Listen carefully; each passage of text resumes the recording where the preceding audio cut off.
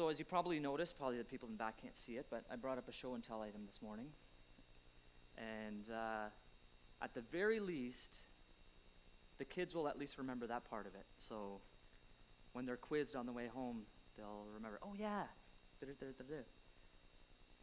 But hopefully it's a good visual aid that'll help illustrate what I hope to talk about today. Years ago, I noticed an interesting phenomenon when playing with magnets. And so you may be familiar with this. If you take a magnet and you put it into their nails and you put it into a bucket, all kinds of stuff gets attached to it, right? Let's say I take something off here. I'm taking one nail off. I only have my hands on one nail. Others fall. Why is that?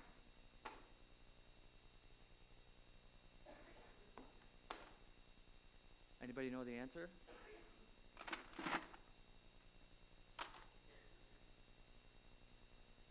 The magnetic forces are passed through the objects that are directly attached to the magnet.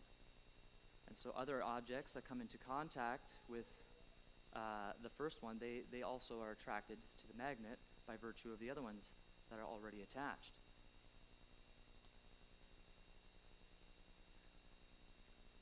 So I'll explain further, but I'm sure for some of you that might become obvious where I'm going with this. I'd like to look at the lives of 3 different men in history and look at their lives and their legacies, and then compare using this analogy at the outcomes. So the first one is William Booth. William was born in 1829 and worked as a pawnbroker's assistant for 7 years before becoming a Methodist minister at the age of at the age of 21. He hated the trade, but something that developed in him during those 7 years was influential in his ministry later on. He developed a lifelong empathy for those caught in a spiral of poverty. In 1865, he was invited to lead a 6-week mission in the East End of London.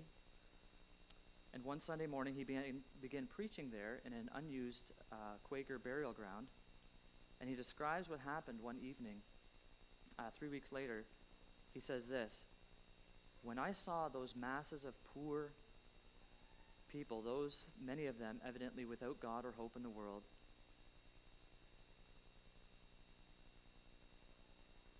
my whole heart went out to them.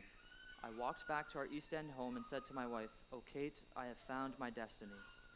And so together with his wife, William and Kate, they started what was called the Christian Mission to the East End of London.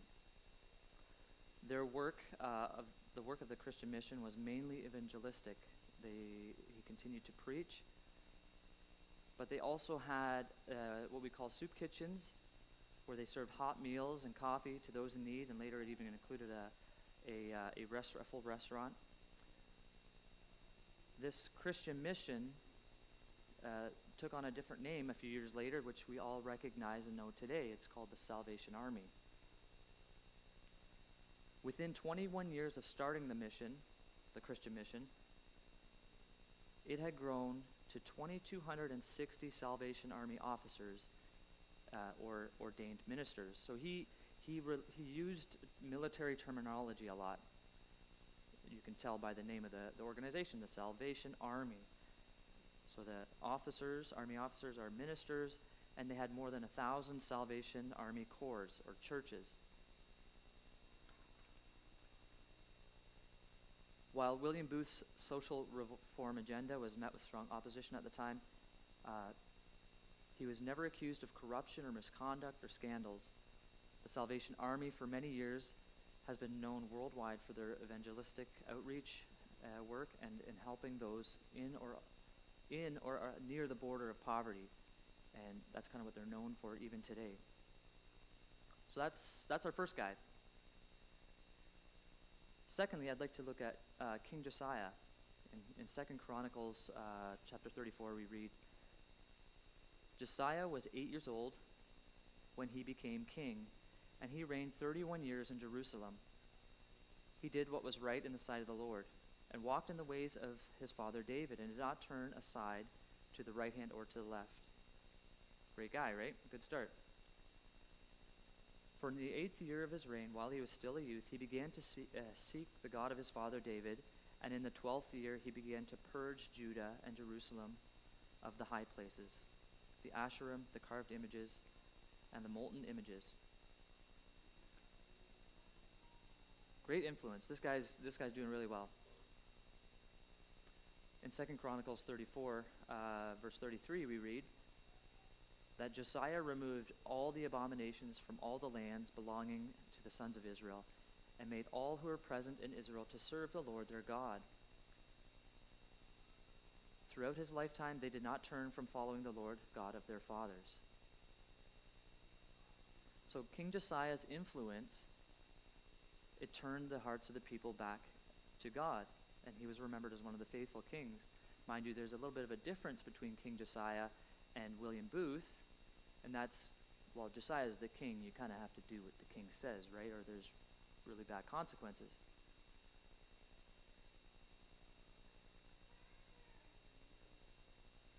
Unfortunately, we see that with King Josiah, when he died and passed on, the next king after him, even though it was his son, they turned from God.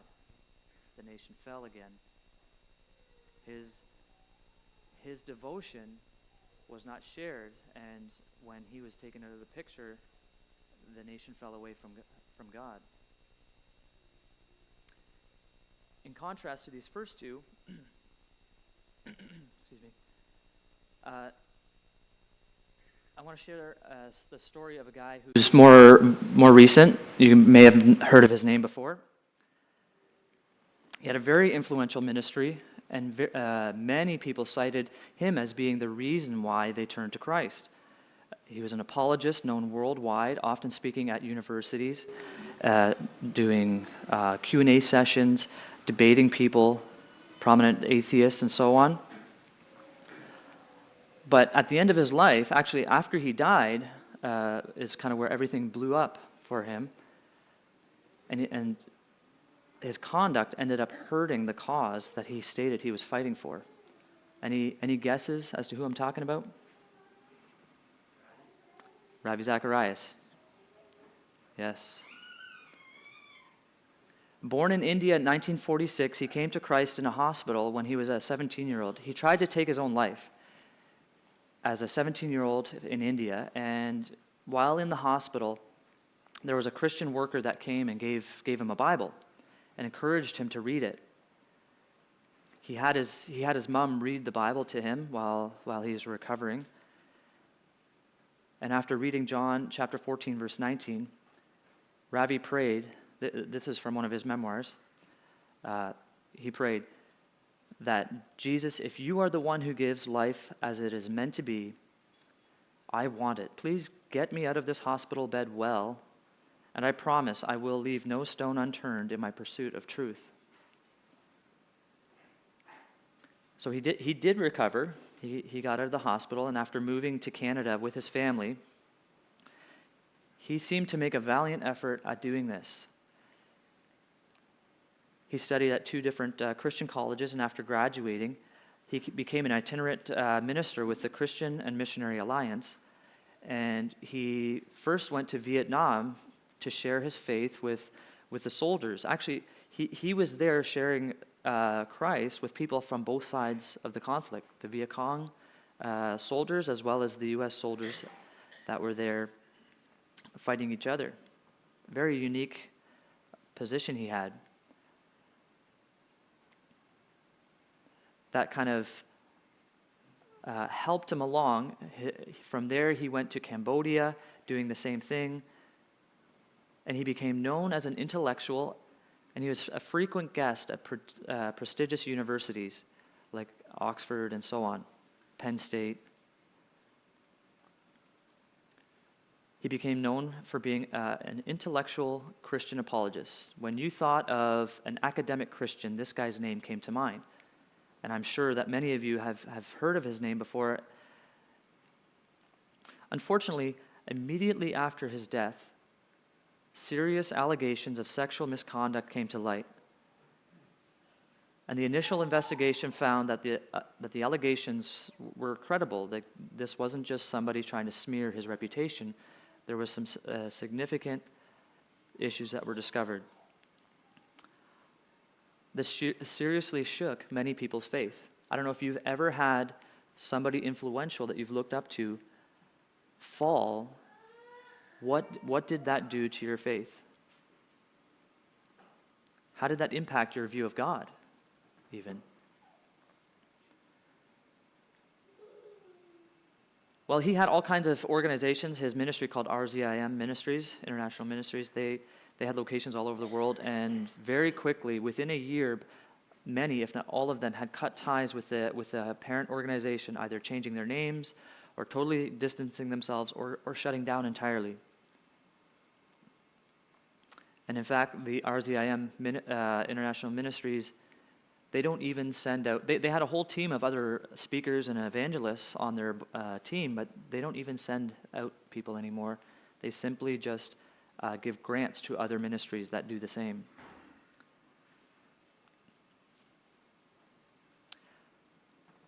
What's my point? Well, like the magnet and the nails, these men drew others to Christ. They were influential in drawing people to Christ. And unfortunately, at least in Ravi's case, there was that became an issue. And I'll explain why I say that it was an issue. There's countless stories of Christian leaders that have fallen from grace and have taken others down with them. It's inevitable that we have others that we look up to, and that's a good thing. Those that are more seasoned in the faith, those that are have walked with Christ longer, they should inspire others to follow Christ. But we should make sure, like in the magnet analogy, that we are not just there because of someone else or receiving all of our spiritual nourishment from other people and not directly from Christ himself. And I'd like to point out some things that I believe, through my study and preparation for this, that I believe kind of make that a bigger problem. This problem of when a spiritual leader falls and it has devastating side effects for others, and it causes others to turn aside. And that is, I believe that there is an element of worship there that's happening that's misdirected. Misdirected worship. So when I say worship, I don't mean what we just did here a few minutes ago, where we were singing all together. In the Western church, I think it's easy to just think of worship as singing, but that's actually not true. That's not what worship has traditionally meant. It's helpful in worship. It can get us into a place where we are worshiping, but that is not necessarily worship. I mean, try to describe singing in church without using the word worship, and you'll realize kind of how deep this notion of worship as singing is.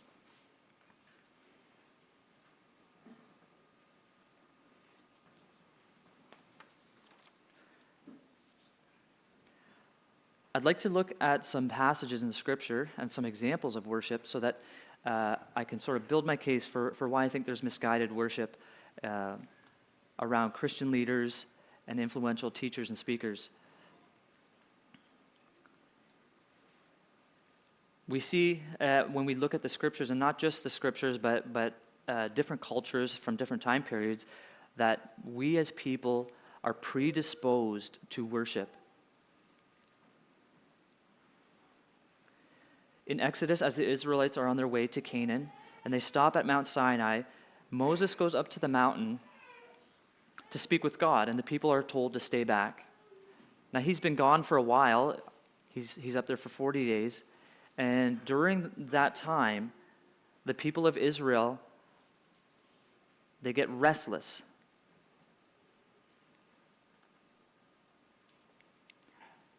They feel like, what's happened to Moses? In chapter 32 of Exodus, we read, "Now when the people saw that Moses delayed to come down from the mountain, the people assembled about Aaron and said to him, 'Come, make us a god who will go before us. As for this Moses, the man who brought us up from the land of Egypt, we don't know what has become of him.'"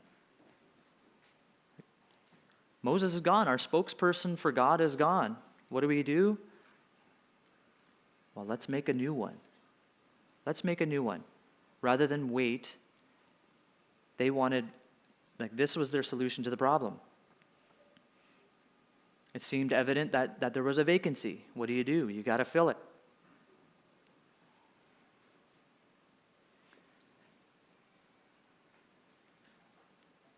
By the way, God wasn't very pleased with that. Neither was Moses, God's spokesperson.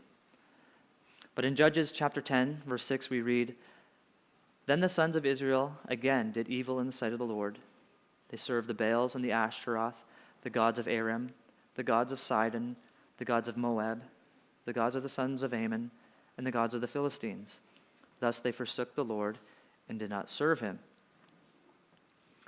So, they're worshiping all kinds of gods.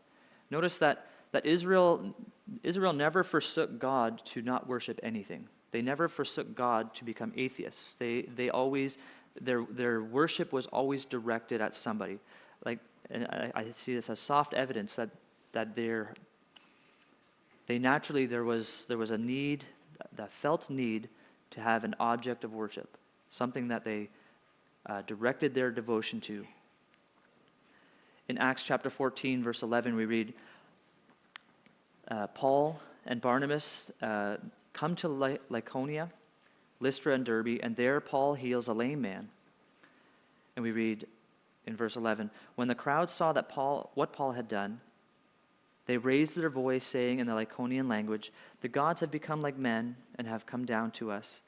And they began calling Barnabas Zeus and Paul Hermes, because he was the chief speaker." Well, what do when the gods come down into your midst? You worship them, right? You give them offerings or sacrifices. And that's what the priest did. In verse 13, we read, "The priest of Zeus, whose temple was just outside the city, he brought oxen and garlands, and they wanted to offer sacrifice with the crowds." Paul, being the man he was, I think it says, they scarcely restrained the people. They were barely able to avoid this act of worship. We're not worthy of it, he said.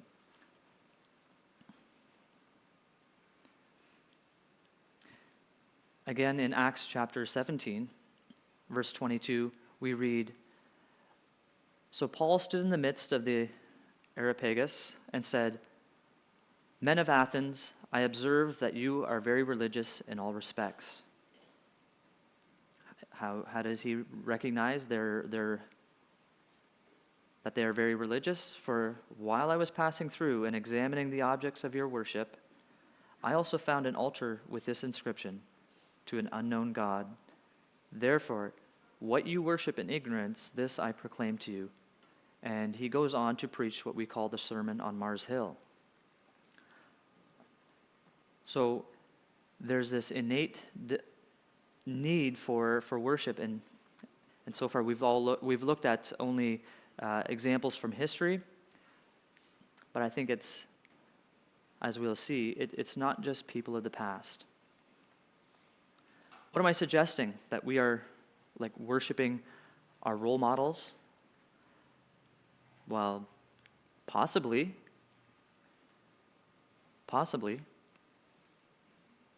No, I don't think we're giving offerings or sacrifices at their altars. We don't have little shrines of them. I hope not. I hope nobody's got little shrines devoted to your favorite teacher. But I think that it's more subtle than that. If we are viewing Jesus through these other individuals, how can we be sure we won't mistake their traits, their character, and their own as Dave Miller would say it, foibles for Christ's. When we look through red-colored glasses, everything looks red, even blue.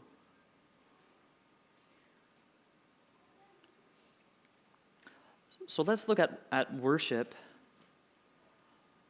Let's look at what worship is so we can determine whether we are, whether there is an element of worship and when we look at or think of some of our favorite teachers or speakers. John Piper says that worshiping God, in this case, he says, is the inner essence of worship is the response of the heart when the mind is rightly understanding God and the heart is rightly valuing God. So I'll say that again in case you missed it. The inner essence of worship is the response of the heart when the mind is rightly understanding God and the heart is rightly valuing God. Or you could use words like treasuring or prizing or delighting in or reverencing God.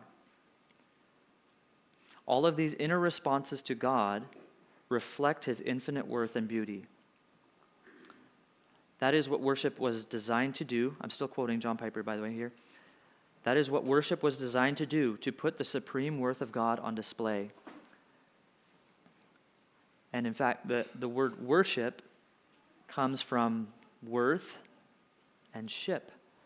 Worship. That is, worship is showing or displaying the worth of God.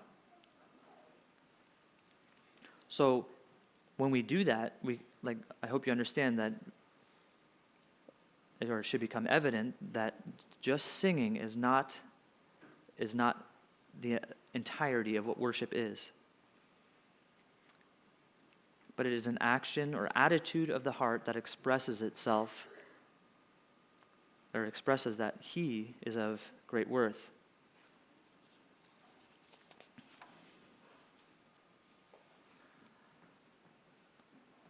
So let's look at some of the places in the Bible where we see others worshiping and what is happening and what are they doing that indicates that they're worshiping.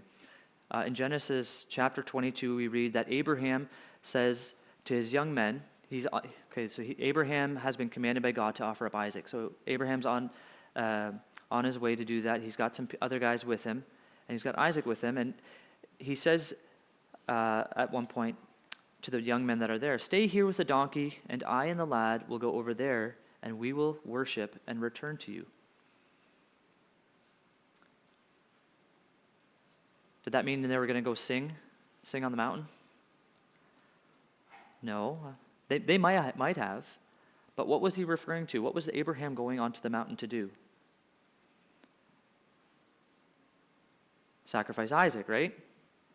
Okay, so sacrificing Isaac is worship, right? No. What was he doing when he was sacrificing Isaac? He was obeying God. His obedience to God was his act of worship.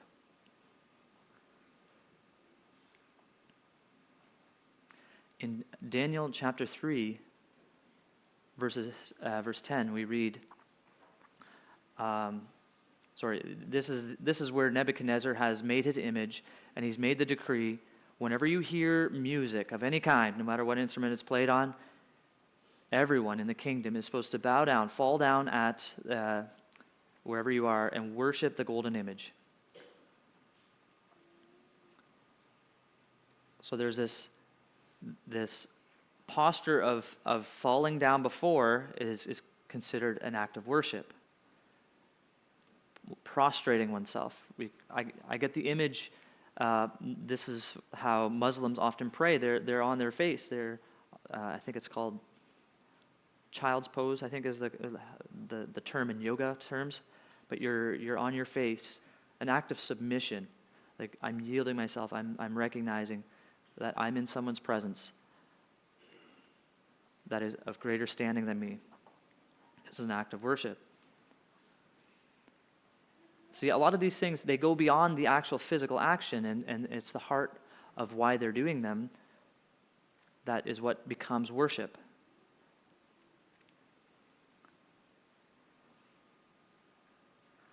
Mind you, that word submission, when we're submitting ourselves, we're bowing down. Like, that's not a very popular thing to do these days. You know, we're our own man. We'll answer to no one but ourselves. I feel like that's antithetical, that sort of thinking, to true worship when we have that attitude. In Deuteronomy chapter 11, verse 16, it says, "Beware that your hearts are not deceived, and that you do not turn away and serve other gods and worship them." The next number of verses, you'll see that serving and worship are often together in the Scriptures. In Exodus chapter 20, verse 5, we read, "You shall not worship them or serve them, for I, the Lord your God, am a jealous God." Again, in Daniel chapter 3, verse 12, we were there earlier with Nebuchadnezzar, this idea of serving and worship together. We read, "There are certain Jews," these are the guys accusing Shadrach, Meshach, and Abednego. They said, "There are certain Jews among us, that you have appointed to be administrators over the province of Babylon, O king. They have disregarded you. They do not serve your gods or worship the golden image which you have set up." So they do not serve your gods or worship the golden image. Service and worship are being linked together again here. In the New Testament, in Luke chapter 4, verse 8, we read, "Jesus answered Satan in the wilderness as he's being tempted. It is written, you shall worship the Lord your God and serve him only." Again, we see service and worship. Service and worship.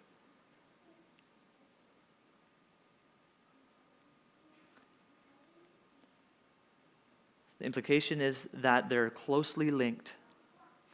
Well, if they're closely linked, I think we can say that if we're not serving, that there's maybe an issue with or a problem with our worship as well.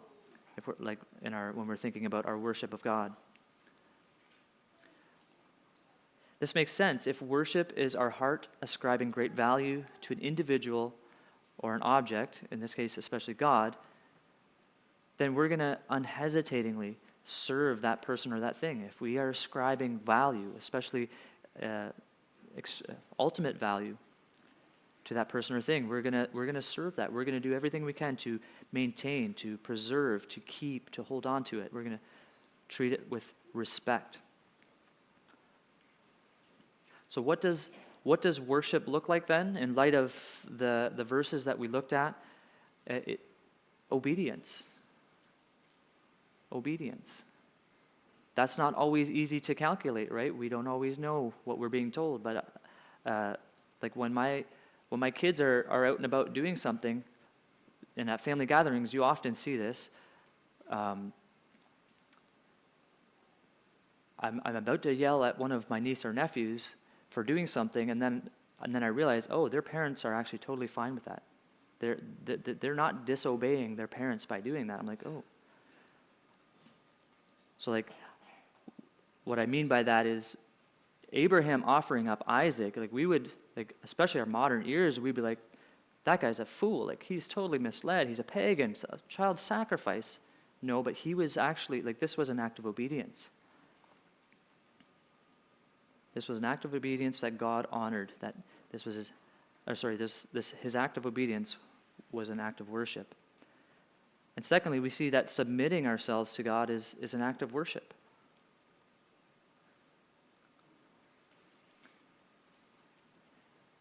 And thirdly, service. And I'm going to say, along with service, acts of love, because not all service is done because we're compelled to do it, but we serve because we love.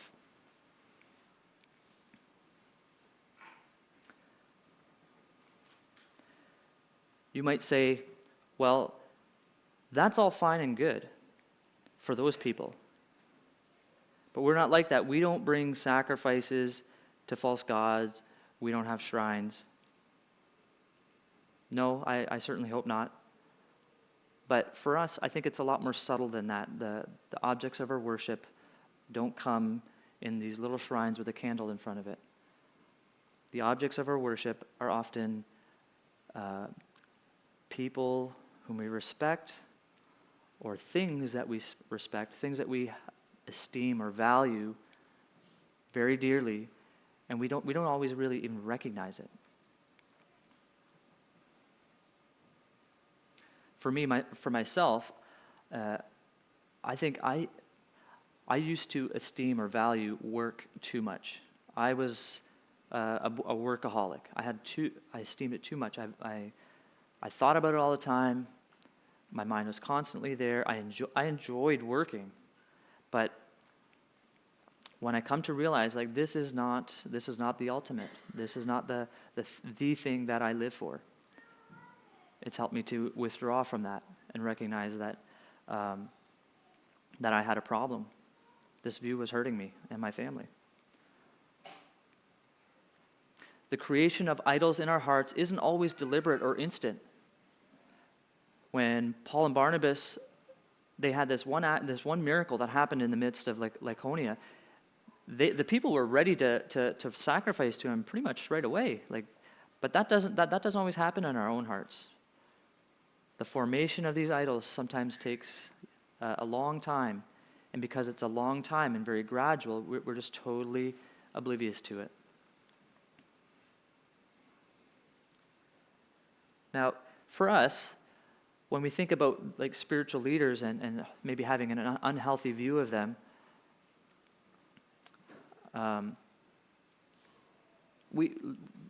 modern people have, I think, for good reason, a bit of a skeptical outlook on spiritual leaders. If we hear of a new guy that come on the scene and he's making waves, I think in general people they're skeptical for good reason because of all the scandals and so on. But we have enough examples, even in recent history, to prove that this is still happening. That people are falling into chasing after and aligning themselves, getting in behind these people, and getting into a situation where I think they have got misguided worship. And remember, worship isn't bad. We were designed to worship. We were designed to worship.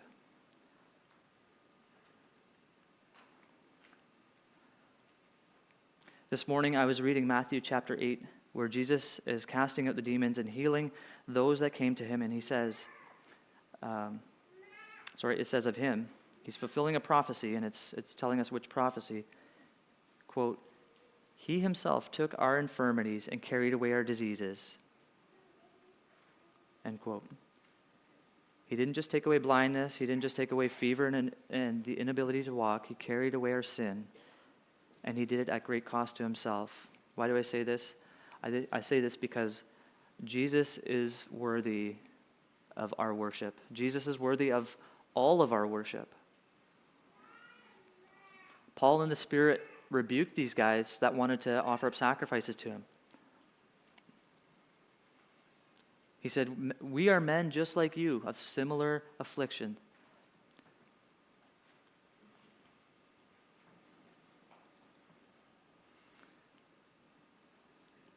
In Isaiah 53, verse 12, we read, "Because he poured out himself to death," this is Jesus, "and was numbered with the transgressors, yet he himself bore the sin of many, and he interceded for the transgressors."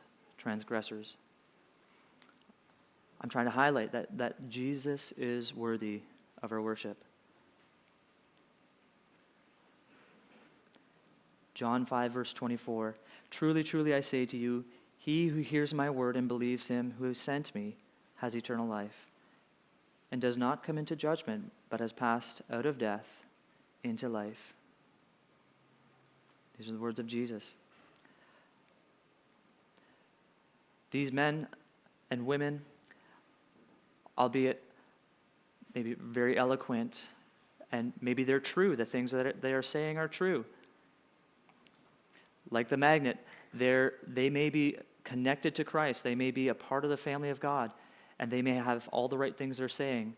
It might not even be any fault of their own, that others are coming in behind them and idolizing them.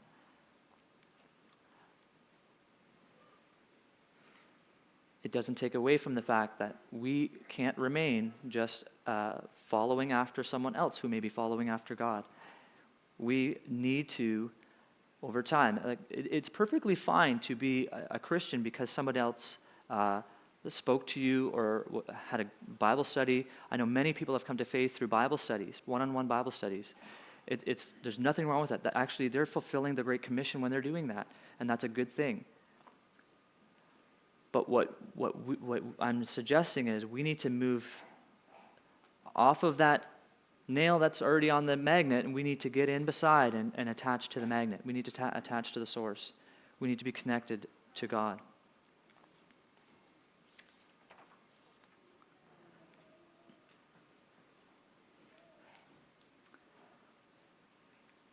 So my encouragement is this: examine your heart. See if you have misguided worship. If there's an idol in your life, that idol might be, for the sake of today's conversation, it might be another teacher or online preacher, of which there's countless. And a lot of them are very intelligent, very wise, and very godly. But if that's where our hope lies, even if we are not conscious of the fact that we've kind of misplaced our hope and trust in those people, if or when they fall, it can be devastating for us. So I'd just like to reiterate in closing that move over. Every analogy falls apart at some point. There's enough room on the magnet for everyone. You know, this magnet here, I could probably only get so many nails attached directly to that magnet. But God is not physical matter that He's limited by that. There's room for everyone. We need to get connected directly to the source. Would you bow with me in prayer? Father, I thank you for your word. I thank you for your provision. You've offered salvation to all those that would believe and that would trust in the saving work of Christ. I pray that you'd bless all those here this morning. We want to do that. We want to get ourselves connected to you. We want to walk together with others that have like mind, and we want to worship you. Help us to do that. You said that the real worshipers would worship you in truth and in spirit.